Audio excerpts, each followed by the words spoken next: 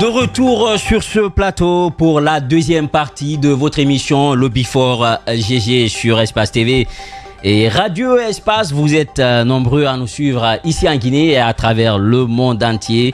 Merci de la fidélité renouvelée, d'être constant à nos côtés. Nous restons avec l'actualité depuis plusieurs mois. Les habitants de Conakry font face à un délestage dans la desserte du courant électrique. Cette situation déplorable et périlleuse pour les activités économiques n'était plus qu'un souvenir depuis 2015 grâce aux efforts de la gouvernance d'Alpha Condé qui a réussi à faire accroître la capacité énergétique de la Guinée de 235 MW pendant 50 ans. C'est-à-dire que les deux régimes combinés, le général Lansana Conté et le feu président Maître Sékou Touré, les deux combinés, à son arrivée en 2010, faisaient 235 MW pendant 50 ans, à plus de 1000 MW pendant ces 11 ans de règne. Qu'est-ce qui explique alors le manque d'électricité aujourd'hui? Élément de réponse dans un court instant avec l'équipe de Bifor GG. Désolation et indignation, surprise, désenchantement, voilà la tournure que prend la transition malienne depuis 24 heures. La junte au pouvoir depuis 4 ans a visiblement aucune volonté, à en croire des observateurs, d'organiser les élections pour mettre fin à la transition dans une dynamique de confiscation de pouvoir. Assimi Goïta et ses compagnons viennent de suspendre toutes les activités relatives aux manifestations politiques et des partis et les activités dans la foulée. La haute autorité de la communication a aussi intimé aux médias de surseoir à la diffusion de toutes les informations politiques. L'inquiétude est grandissante et des voix s'élèvent pour lancer l'alerte.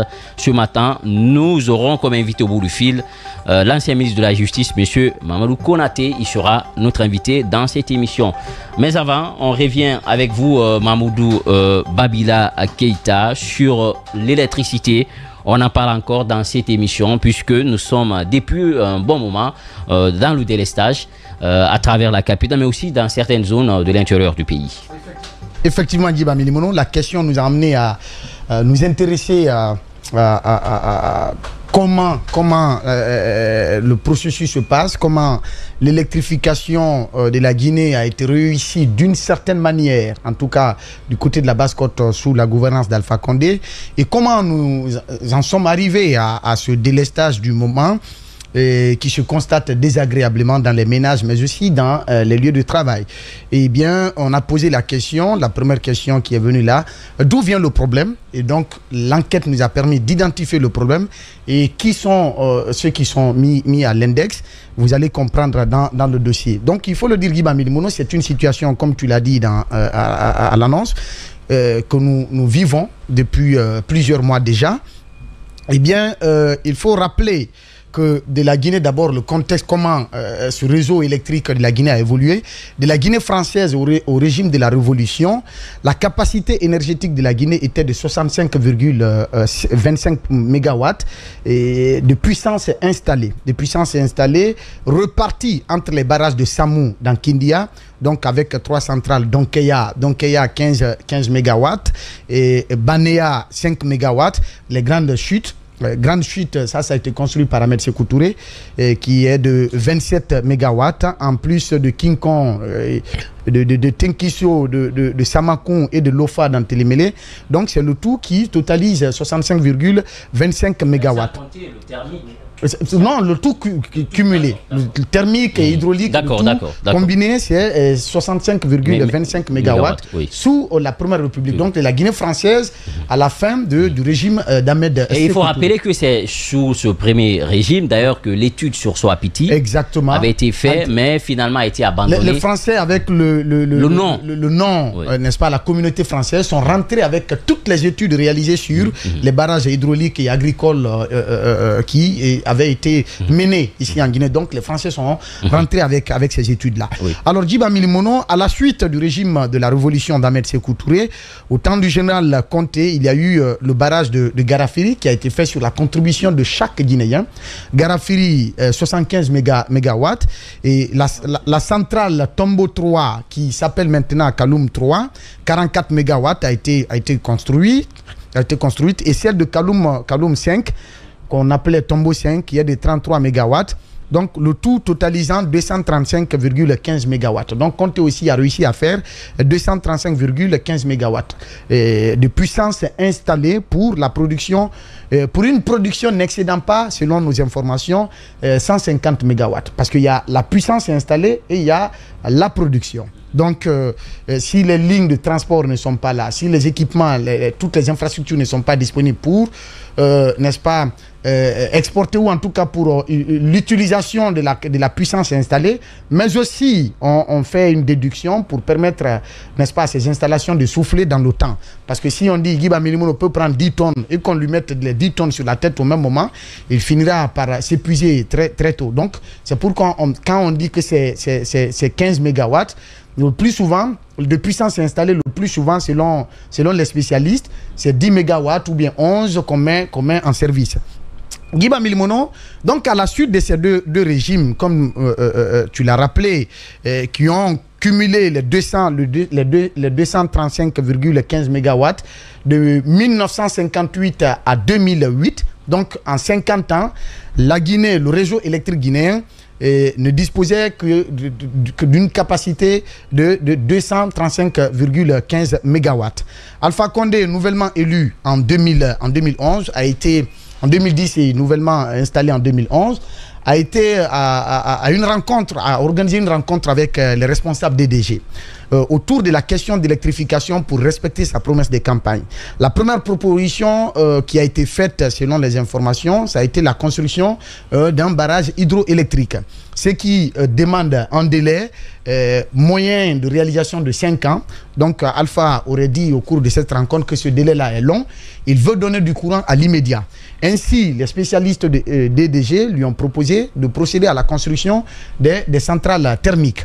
Des centrales thermiques d'une capacité qu'ils ont besoin de 100 MW. À l'époque, le besoin en électricité de l'ensemble sur le réseau disponible, le besoin en électricité de l'ensemble des abonnés du réseau électrique était de 150 MW. Donc il y avait quelque chose de disponible. On a demandé à Alpha Condé de mettre des centrales pour une capacité de 100 MW. Ce qui fut fait d'urgence. Donc il s'est engagé à financer la construction des 3 centrales thermiques. De ce que nous apprenons, parce qu'on n'a pas pu vérifier ça au niveau des finances publiques, qu'il a financé cela dans son budget de souveraineté. Vrai ou faux, on ne peut pas le confirmer. Donc les 3 centrales qui totalisent 100 MW, furent Kipé 50 MW, Kaloum 1 24 MW, Kaloum 2 26 MW. Le projet a été négocié avec une entreprise brésilienne dénommée Asperbras qui était sur le projet pour un délai de 6 mois. Malheureusement, ils n'ont pas respecté le délai contractuel. Le Brésilien a été chassé de la Guinée. Il est retourné dans son pays parce qu'on est allé au-delà de 6 mois jusqu'à atteindre 1 an. Les travaux n'étaient pas terminés. Par la suite, Alpha Condé a fait appel à une société turque du nom de Itelkno AON. Donc, cette société turque est venue sur le projet. Leur contrat était d'achever la construction des 3 centrales, les exploiter et vendre l'électricité à EDG en producteurs indépendants qu'ils appellent dans leur jargon IPP. D'accord? Après quelques années d'exploitation, les Turcs vont finir leur contrat entre 2019 et 2020. Avec la puissance additive des 3 centrales thermiques, donc Kipé 50, Tombo 1, Kaloum 1 plutôt 24 MW et Kaloum 2 26 MW, le tout qui fait 100 MW. Et le besoin en électricité à l'époque au Guiba Milimono était de 150 MW. D'accord? Sur l'ensemble du réseau disponible. Alors, avec cette puissance additive, les besoins, quand il y a eu les 100 MW ajoutés, les besoins se sont accrus en demande de courant électrique. Un plan directeur a donc été élaboré à la demande d'Alpha Condé Et il a été estimé d'augmenter la capacité de production de 9% chaque année. Donc chaque année, il fallait mettre des infrastructures pour augmenter la capacité de production électrique de 9%. Et selon les données de ce plan directeur. Parallèlement à ce projet de centrale thermique, le projet de Caleta avec 240 MW a été initié. Alpha Condé, voulant coûte que coûte résoudre la question de l'énergie, va exiger la réalisation des travaux dans les plus brefs délais.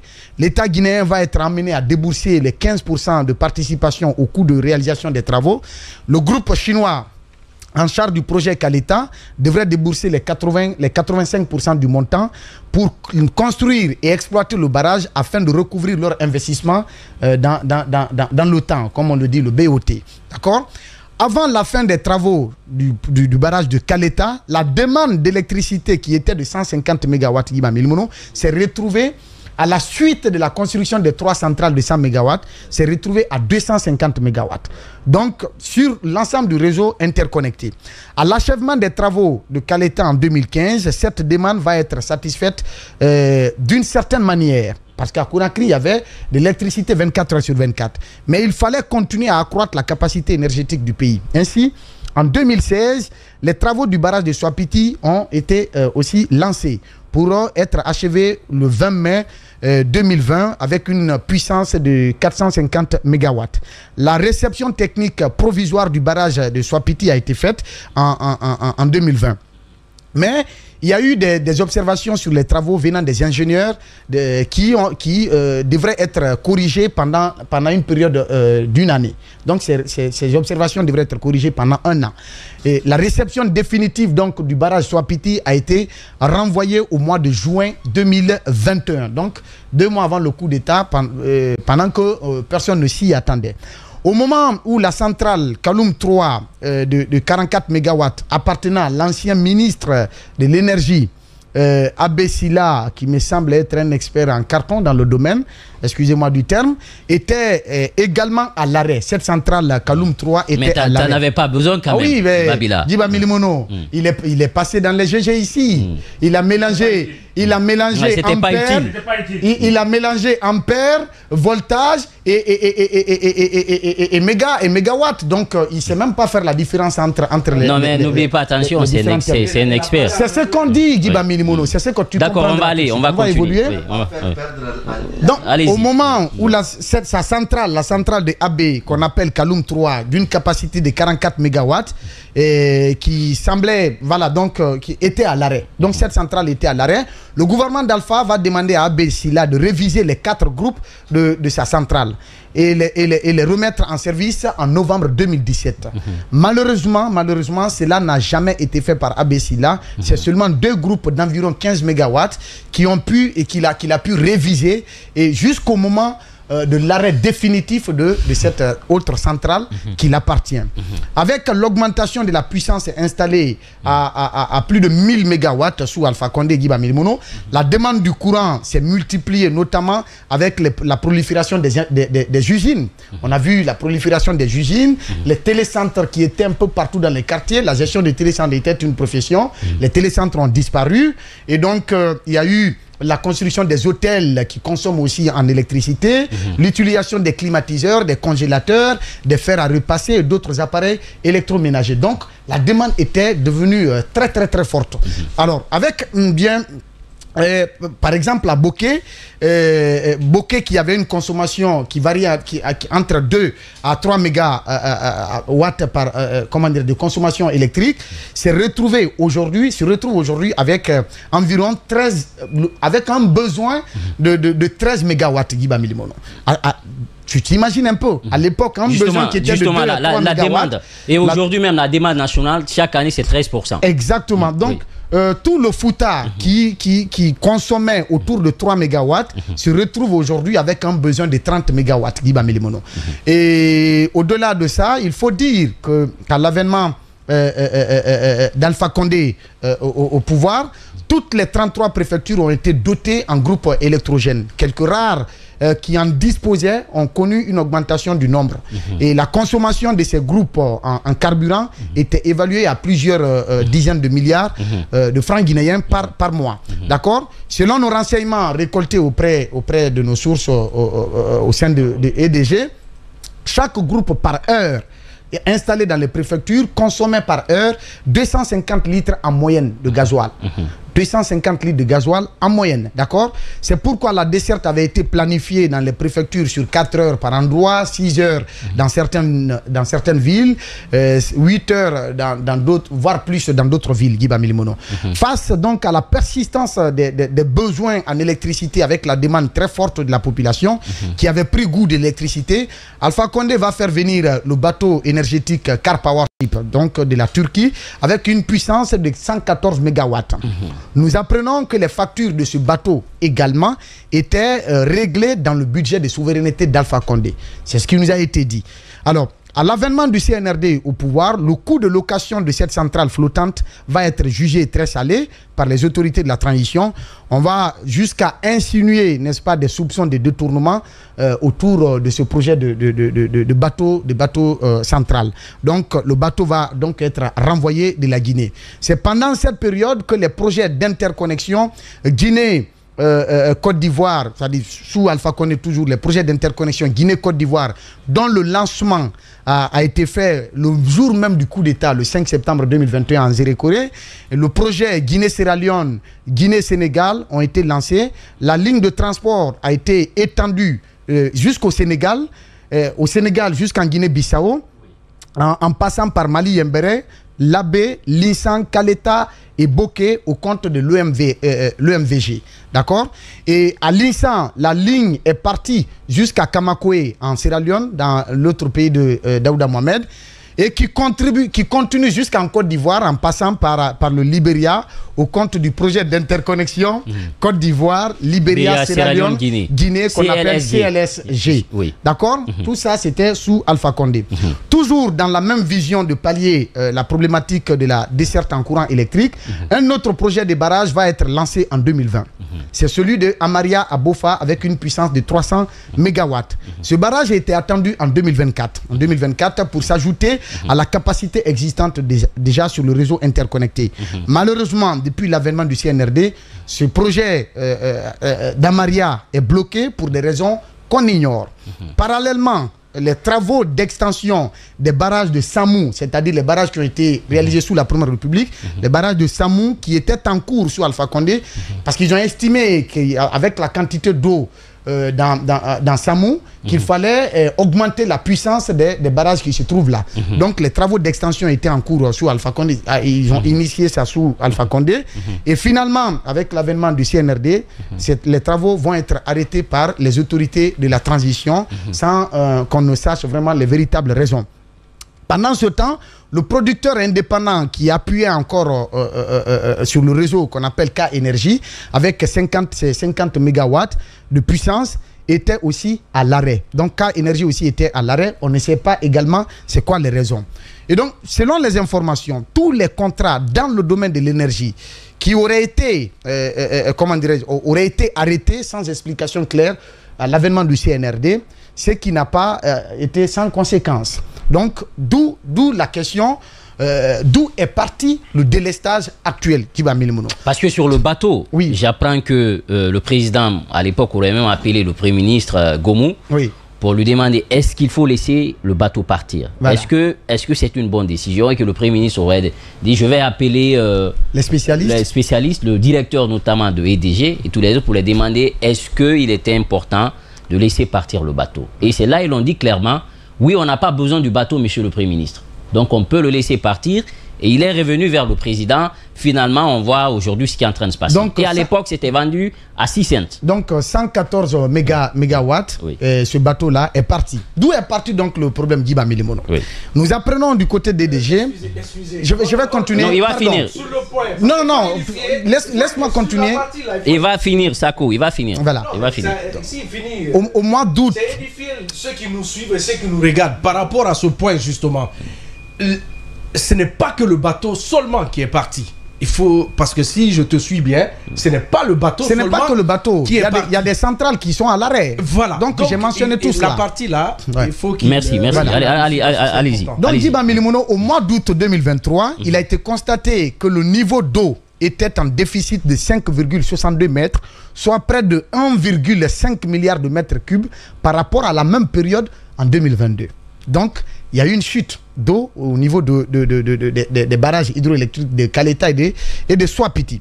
Le même constat a été fait au niveau de Garafiri. Donc, une réunion d'urgence s'est tenue, une réunion d'urgence d'évaluation s'est tenue à EDG pour proposer des plans de secours.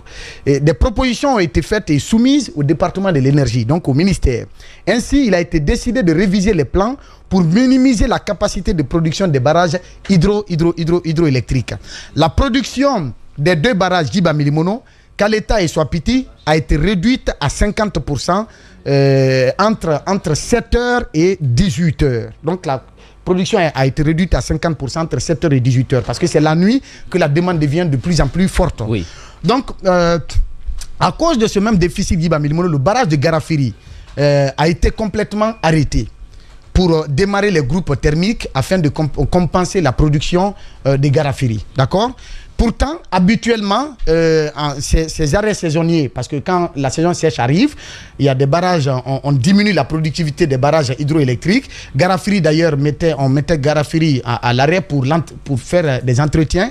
Et c'est les centrales qui prenaient le relais pour continuer la desserte. Donc, on parle en saison pluvieuse, EDG procédait à l'arrêt des thermiques. Et en saison sèche, certains barrages hydroélectriques se reposaient pour faire des entretiens. Au lendemain de l'explosion du dépôt central des hydrocarbures, les barrages hydroélectriques ont repris la production. Donc, parce que les thermiques ne pouvaient plus, n'étant plus... parce qu'il y a le carburant et tout. Il faut en trouver. Oui. Donc, les barrages hydroélectriques ont repris la production normale en lieu et place des centrales thermiques pour couvrir la desserte pendant la période de la Coupe d'Afrique 2023 en Côte d'Ivoire. D'accord ? C'est pendant cette période que le déstockage, donc on parle de déstockage, c'est-à-dire la quantité d'eau qui était retenue pour nous conduire à la période hivernale. Oui. Et donc, il va être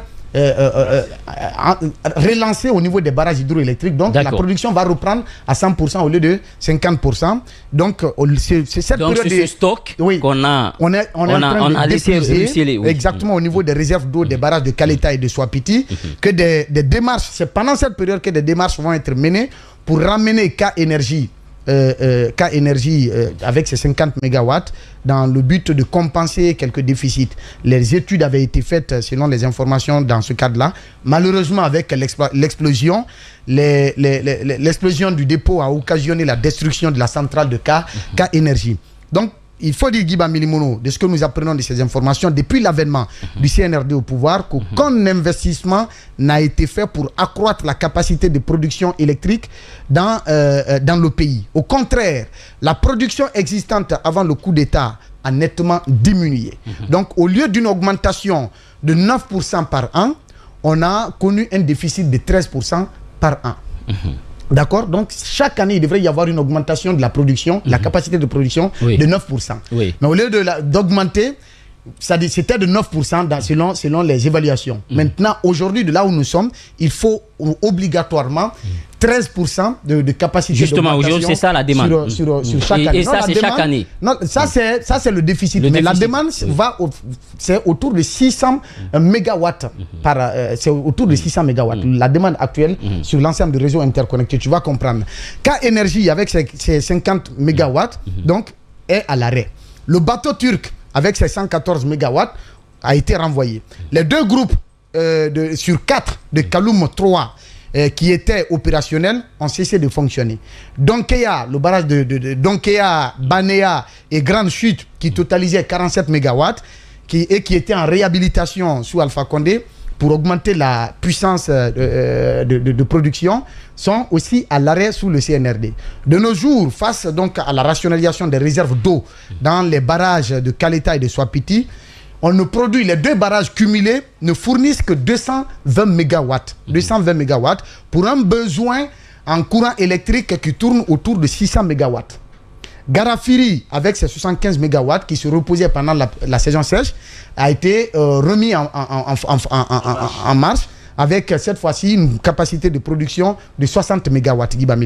Donc les centrales thermiques qui sont actuellement sous tension, c'est Kaloum 1, 24 MW qui a été réalisé sous Alpha, Kaloum 2, 26 MW qui a été réalisé sous Alpha, 26 MW de puissance est installée, Kaloum 5, 22 MW de puissance est installée sous Alpha, et un des groupes de Kaloum 5 a pris feu récemment. Oui. Donc les gens ne sont même pas au courant. Et c'est ce groupe de 10 MW. Voilà. De 10 MW. Et donc, Kipé, ça fait 50 MW.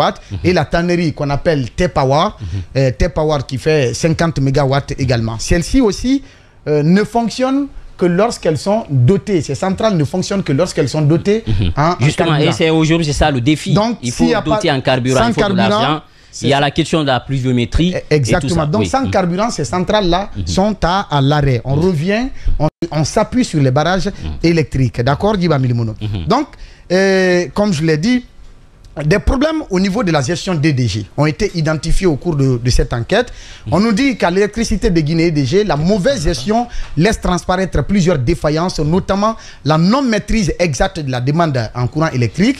Le nombre d'abonnés déclarés serait 100 fois inférieur au nombre d'abonnés exact et que le manque de personnel aussi est un problème criard au sein de EDG. Imaginez un seul agent pour 5000 abonnés. Un seul agent sur le terrain pour 5000 abonnés, Djiba Milimono. Donc, ce manque de personnel contraint les agents d'EDG à recourir au service des électriciens de quartier qui sont appelés des stagiaires d'EDG.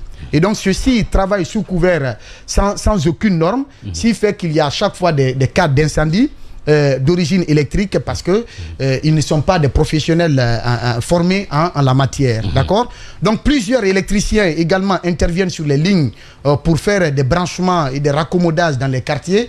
On vient coller des fils comme ça et puis on serre. Finalement, dès qu'il y a un vent violent dans la nature, vous allez voir que les fils vont se toucher et du patatras, c'est l'incendie qui se déclenche, Djiba Milimono. Il faut dire également que ces soi-disant stagiaires DDG, pour la plupart, sont devenus des grands patrons dans le dos DDG, alors que les titulaires tirent le diable par la queue.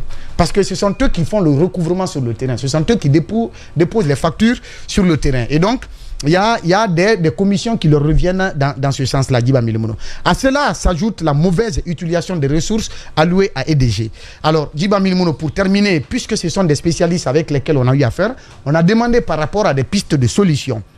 Donc, face à la problématique de gestion, de mauvaise gestion d'EDG, nos sources au sein de l'institution plaident pour l'augmentation de la capacité de production, donc tel que prévu dans le plan directeur, mais aussi d'augmenter le personnel pour un recrutement, à travers un recrutement rigoureux, également d'installer des compteurs, d'augmenter les lignes de transport et d'assainir le réseau de distribution et de commercialisation. Bref, suivre le plan directeur établi sous la gouvernance d'Alpha Condé et d'instaurer la bonne gouvernance au sein de la société EDG Djiba Milimono. Voilà, Mamadou Babila Keïta, on va marquer une courte pause, on se retrouve dans un court instant pour les commentaires. À tout. Voilà, de retour sur ce plateau, on a écouté ce survol de Mamadou Babila Keïta, allez-y, Daouda Mohamed Kamara, sur la question énergétique. Toujours le même argument qui revient, baisse de niveau de production, l'eau, il faut subventionner, mais également il faut acheter le carburant. Aujourd'hui, avec l'État est confronté à tous ces problèmes. Justement, la dernière fois, on en parlait dans ce studio avec les grandes gueules. C'est qu'aujourd'hui, l'énergie dans notre pays, on se pose bien la question, c'est quoi la vraie solution? Parce que les problèmes, je crois, ils sont connus, ils sont identifiés. Mais pourquoi ça ne marche pas? Parce que quand le ministre de l'énergie disait la dernière fois chez nos confrères, il dit qu'aujourd'hui, en ce qui reste clair, il y a 20 à 25% du budget national de l'État qui est investi dans l'électricité. Mais pour quel résultat? Aujourd'hui, c'est à EDG, vous voyez, une centrale ne marche pas faute de panne. On dit c'est une panne ou on dit c'est carburant. Carburant, on peut comprendre bon, que... disons plus simple, faute d'entretien. Faute d'entretien. Oui. Il y a une panne qui intervient sur une centrale. Et au lieu de faire face à cette panne pour situer le problème et régler le problème, on laisse couler et cela peut prendre 1 an, 2 ans, parce que tout simplement, on vise la saison pluvieuse, parce que c'est avec la saison pluvieuse qu'Aleta et Swapiti peuvent pomper à fond. Sinon, comment comprendre que nous ayons toutes ces centrales thermiques? On connaît qu'il y a une pièce, par exemple, qui manque ici, mais on refuse de remplacer la pièce, on laisse couler comme ça.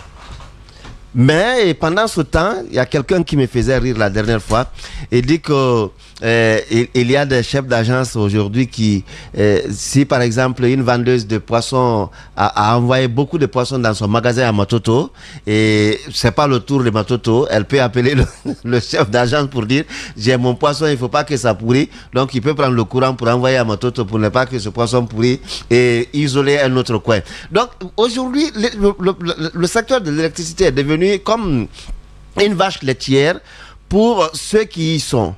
Et de l'autre côté, vous allez voir que les problèmes peuvent être créés par les techniciens eux-mêmes parfois. Parce que tout simplement, vous savez, ce qui se passe même dans les entreprises.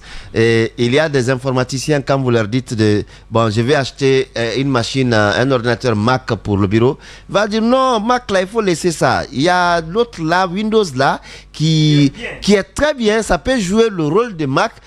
C'est moins cher.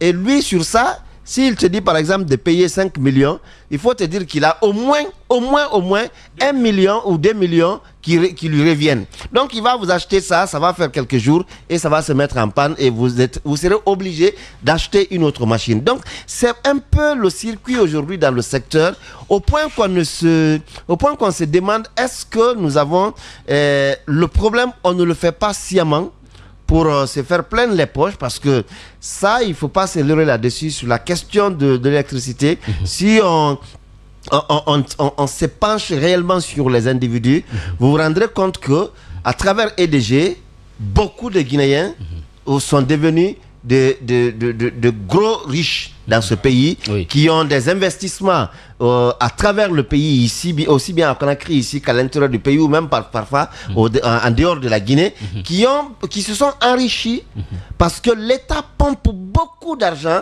dans l'électricité, mais avec quel résultat? On peut tout reprocher par exemple au professeur Alpha Condé.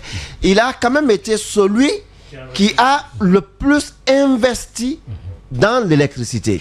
Ce qu'il a investi dans l'électricité, si on avait la proportionnalité du retour, aujourd'hui, la Guinée vendrait de l'énergie, et c'est là avec tête haute à la sous-région.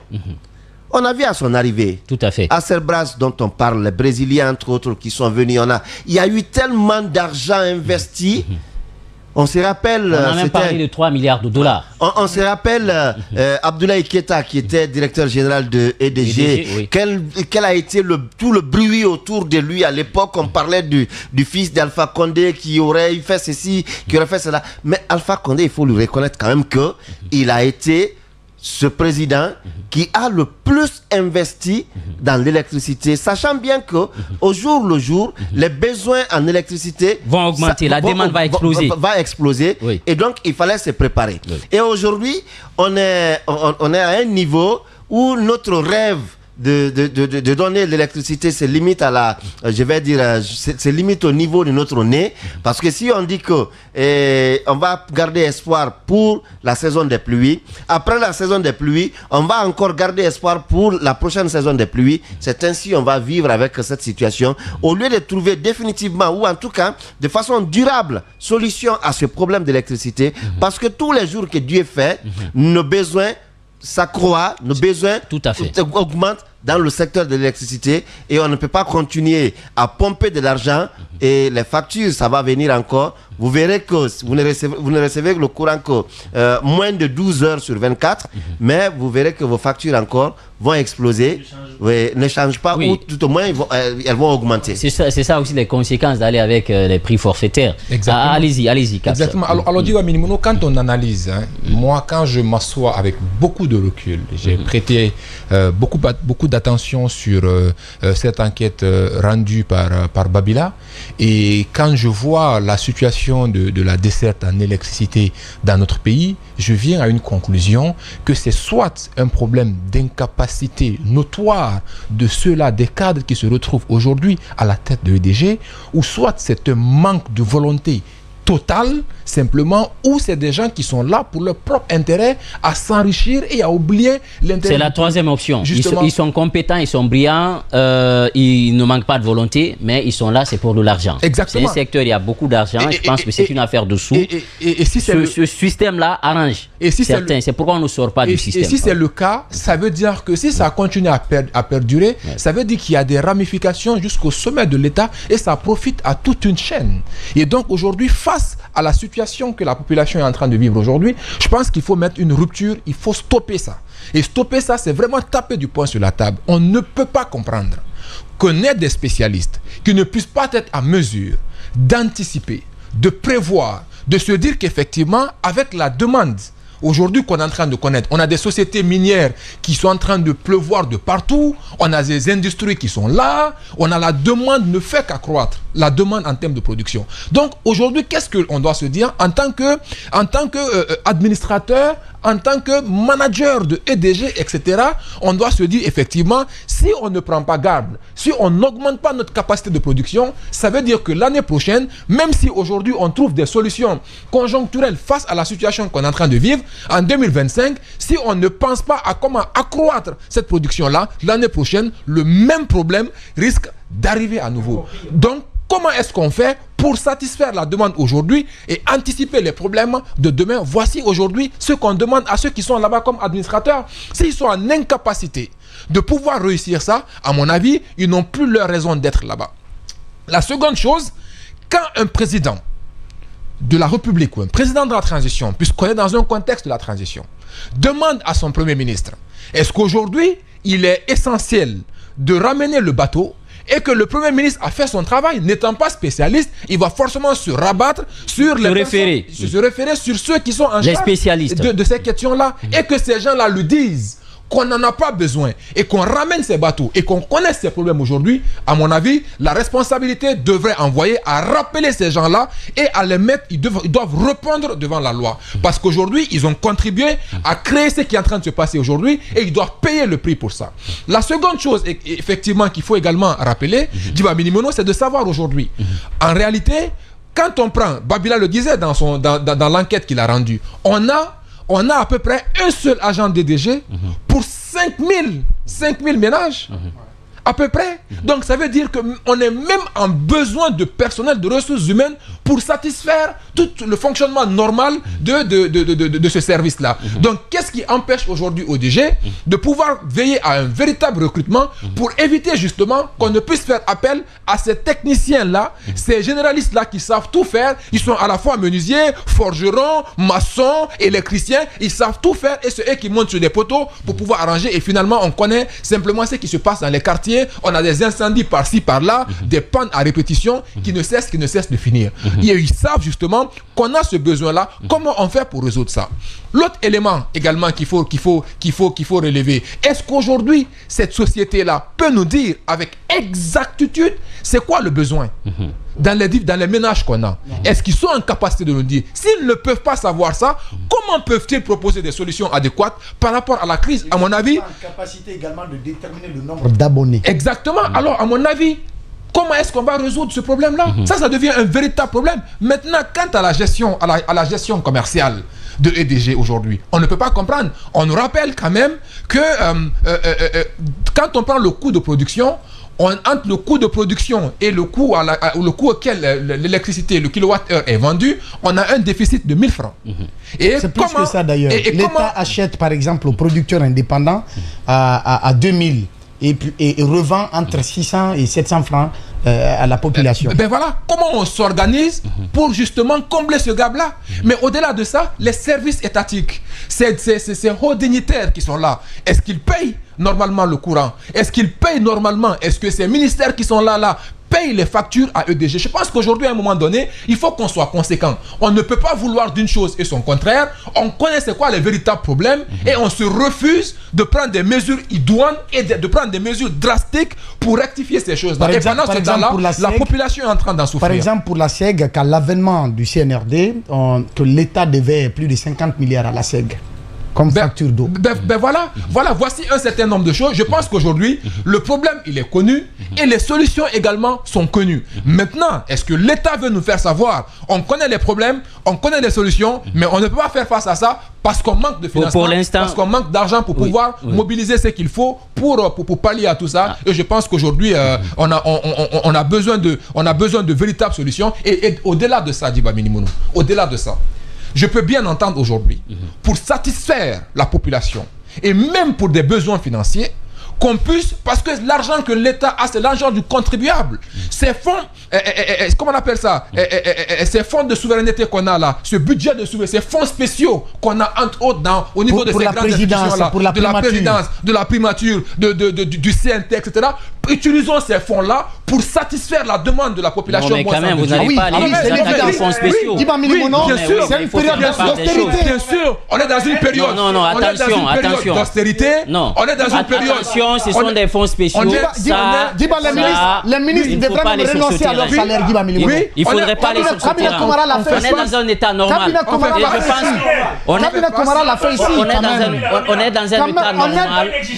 S'il y a des difficultés, c'est le CNRD qui dit qu'il y a des difficultés. Vous avez entendu un ministre porte-parole dire ici que jamais il n'y a eu de mobilisation de fonds, autant de mobilisation de fonds que sous le CNRD. Mais c'est pendant ce temps que la galère se vit comme elle n'en a jamais été par le passé. Donc ce qu'on dit là, je vais l'appuyer, Cap s'il faut me le permettre, je vais l'appuyer. Puisqu'on parle d'austérité, vous pouvez pas vous doter des budgets gargantuesques et nous amener à vivre la vie de misérable quand même, Djiba Minimounou. Les fonds de souveraineté à la présidence, on a parlé du fonds de souveraineté budgétivore sur le dernier exercice budgétaire d'Alpha Condé, mais ça a doublé sous le CNRD. Oui, mais Babila, on est dans un état, on n'a pas besoin d'aller toucher aux fonds spéciaux d'un président ou d'un ministre. On en a besoin. Pour financer. C'est quand même une institution. Ce qu'on peut faire, c'est de leur dire, augmentez votre capacité de mobilisation des ressources internes pour faire face aux investissements. Mais au-delà, qu'est-ce qu'on a vu? Il y a des pays même où les véhicules V8, on a eu, c'est-à-dire dans des situations, dans des moments de crise, ils ont arrêté, ils ont renouvelé le parc automobile pour se doter des véhicules moins coûteux et moins D'accord, et va finir. Non, je vais terminer sur ce point-là, s'il te plaît. Donc il faut dire, Success Masra au Tchad, il a renoncé à son salaire pour faire face à une problématique essentielle de son pays qui est l'éducation. Ibrahim Traoré, au Burkina, le budget de souveraineté, même son salaire de président, il dit qu'il n'en veut pas, il se contente uniquement qu'à son salaire. Au Gabon, le président de la transition du Gabon, ils ont recouvré quand même les montants qui ont été récupérés dans les maisons des dignitaires, ont servi, ont été retournés dans les caisses de l'État. Ce qu'on a trouvé à Sékou Touria sont partis dans les poches des individus. Djiba Minimounou, au même moment, ces budgets de souveraineté, c'est pour servir à quoi? Ces budgets de souveraineté, c'est pour les poches personnelles, n'est-ce pas, de ces personnes-là auxquelles c'est destiné, notamment le président, le premier ministre et le président du CNT. On leur accorde ces montants-là. Pendant qu'il y a des difficultés, pourquoi ne pas faire le sacrifice sur soi-même? Si on parle d'austérité, non mais Babila, je pense que ça, il faut oublier ça. C'est trop gourmand. Il faut oublier ça. On est dans un état normal. Les fonds spéciaux, c'est trop gourmand. Cabinet Komara sous le CNDD. Oui, mais c'est celui qui a voulu faire ça. Il n'était pas obligé. Il n'était pas obligé du tout. Ce n'est pas une exigence. Les fonds spéciaux, ce n'est pas une exigence. On va s'écouter. Les fonds spéciaux ne sont pas assujettis au règlement général sur la comptabilité publique. Ça, ce sont les fonds spéciaux. Ça dépend du bon vouloir du président de renoncer ou pas. Est-ce que la prestation de serment sur le Coran et sur la Bible, c'est consigné? Vous n'êtes pas à l'antenne. Allez-y. Maintenant, je veux simplement terminer. Vous savez, pour résoudre ce genre de problème-là, la bonne volonté a tout son sens. Être doté de bonne volonté, ça a tout son sens. J'ai cru entendre le Premier ministre dire qu'il n'y a pas d'argent. Il nous a fait savoir, aujourd'hui on est en difficulté, même de mobilisation des ressources. N'est-ce pas? Et quand on fait face à ça, aujourd'hui, de la bonne volonté de ceux qui nous dirigent aujourd'hui, ils peuvent dire, je prends mon argent, je vous crédite, je vous en emprunte. utilisez et quand vous mobiliserez, vous me rembourserez pour que le pays puisse tourner normalement. Et aujourd'hui, c'est simplement ce qu'on est en train de demander l'un dans l'autre. Qu'ils acceptent de le faire, qu'ils n'acceptent pas de le faire. En tout cas, on est dans un pays normal, dans un état de droit où tout doit tourner normalement. Maintenant, quand les choses ne tournent pas comme ça doit se faire, c'est-à-dire que quelque part, ça ne va pas. Et si ça ne va pas, c'est-à-dire que quelqu'un ne joue pas son rôle ou ceux qui sont là ne sont pas en compétence de pouvoir gérer. Et si c'est le cas, rendez le tablier et laissez faire ce qu'ils peuvent. Voilà, ces hommes sont noirs ce matin. On va marquer une courte pause. Du côté de Massanta, nous apprenons des manifestations ce matin. Des citoyens ne seraient pas d'accord avec le choix de la délégation spéciale de ce côté. Ils auraient même fermé les portes et fenêtres de la mairie. On va joindre de ce côté des jeunes surchauffés ce matin qui ont voulu prendre la parole dans cette émission. On se retrouve dans un court instant, tout de suite.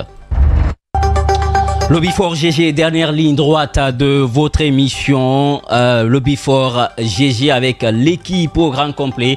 Si tout va bien, nous irons du côté de Massanta avec les manifestations qui sont annoncées de ce côté en réaction au choix porté à cette délégation. Des citoyens ne seraient pas d'accord avec le choix par rapport à la délégation spéciale de Massanta. On en parle dans un court instant.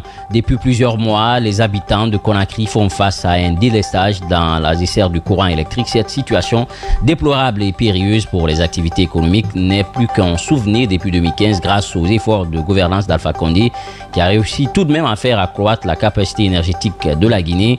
On en parlait dans un court instant avec Mamoudou Babila Keïta. Désolation, indignation, voilà la tournure que prend la transition malienne depuis plus de 24 heures. La junte au pouvoir depuis 4 ans n'a visiblement aucune volonté d'organiser les élections pour mettre fin à la transition dans une dynamique de confiscation du pouvoir. Ainsi, Assimi Goïta et ses compagnons viennent de suspendre toutes les activités politiques et surtout les partis politiques dans la foulée. La haute autorité de la communication, il faut le rappeler, a aussi intimé aux médias de surseoir à la diffusion de toutes les informations liées aux activités politiques. L'inquiétude est donc grandissante. On en parle dans un court instant avec l'ancien ministre de la Justice, M. Mamadou Konaté, qui sera notre invité. Si tout va bien, on revient à vous, Alphonse Mara, sur la question liée à l'électricité. Sur la question liée à l'électricité, aujourd'hui, la desserte est totalement perturbée. Mais la question qu'on amène à se poser, c'est est-ce que l'État veut vraiment régler cette situation-là? Parce que moi, la première préoccupation que j'ai... Plutôt, est-ce que l'État, le gouvernement CNRD est en capacité de résoudre cette question? Justement. Moi, la première préoccupation que je porte, c'est d'abord au niveau de l'investissement fait et du résultat de l'investissement. Tu l'as rappelé, l'investissement fait sous les 11 années d'Alpha Condé est largement supérieur à l'investissement de la Première République, de la Première et de la Seconde République. En termes de capacité installée. Avec toutes ces capacités installées, on se retrouve avec un héritage difficile à vanter. Parce qu'aujourd'hui, en Guinée encore, on est revenu au système de tour-retour. Moi, en tout cas, dans ma zone, on est revenu au tour-retour. Il y a des jours où on reçoit le courant qu'à partir de minuit, il y a d'autres jours où on le reçoit qu'à partir de 18h. La desserte constante qu'il y avait le 24 sur 24, on ne l'a pas en cette période-là. On accuse la saison qui est une période d'étiage dans nos barrages, d'accord. Mais est-ce qu'aujourd'hui, véritablement, EDG et le gouvernement ont les moyens de résoudre définitivement ce problème? D'abord, par rapport à EDG, moi j'ai envie de dire, la société EDG, d'abord vend le courant à perte. Il achète, ensuite il le revend à perte. Il vend aux citoyens du courant social, du courant humanitaire. En fait, l'électricité en Guinée n'est que sociale. Une entreprise qui va acheter de l'électricité auprès des producteurs. C'est pourquoi elle est subventionnée par l'État. Justement. Donc ne l'oublie pas, c'est social parce que l'État la subventionne par rapport justement à ce rôle de sociabilité qu'il y a dans rapidement, nous avons un invité. Donc, qui nous en fait, ils achètent le courant qu'ils vendent à un prix vachement social. Mais l'autre malheur, ou le grand malheur de EDG, c'est que EDG n'a pas de portefeuille client. Aujourd'hui, il est impossible pour EDG de pouvoir dire combien de clients il dispose. Les ménages sont branchés pêle-mêle, il n'y a pas de suivi. Bon, on parle de 600 000, hein, leur Oui, clientèle. en fait, mais sur l'ensemble sur l'ensemble du territoire national, c'est difficile. Même Conakry, prenons Conakry. Quand ils sont venus avec cette politique de compteur prépayé, les citoyens l'ont rejeté. Et ce compteur prépayé, par exemple, aurait permis d'avoir une certaine idée sur combien de clients dispose EDG. Mais le problème commence d'abord au sein de EDG. D'accord. Parce que le premier groupe, l'entreprise qui a eu le contrat des compteurs, installe ses compteurs. Après, les agents de EDG débarquent sur le terrain pour déconseiller les compteurs aux citoyens et ils les débranchent. D'accord. Merci.